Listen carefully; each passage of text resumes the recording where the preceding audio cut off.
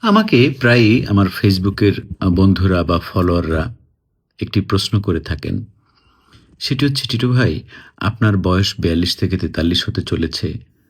আ কিন্তু তারপরেও আপনার বয়সের ছাপ পড়ে না। আপনি দেখতে অনেকটা ইয়াং। আপনার চুল দাড়ি পাকে নাই। আপনি কখনো অসুস্থ হয়েছেন, এরকমও কোনো খবর পাই নাই। আপনি অনেক পরিশ্রম করেন, সেটা বোঝা যায়। অনেক কাজ করেন। কিন্তু তারপরেও এই যে এত ইয়াং, মানে এর রহস্যটা কি?"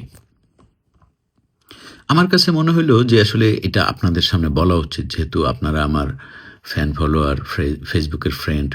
সুতরাং এটা আপনাদেরকে বলা উচিত।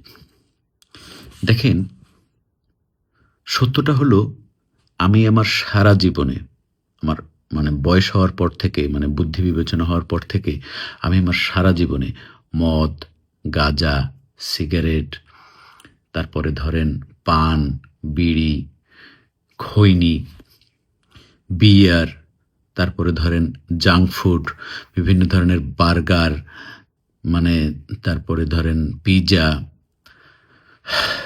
তারপরে কি আর বলবো? তারপরে ধরেন এই যে সারারাত জেগে থেকে মেয়েদের সাথে চ্যাটিং করা, ফজর পর্যন্ত মোবাইল স্ক্রল করা, মানে এসব কোনো কিছুই বাদ দিই নাই। এক মুহূর্তের জন্যও না।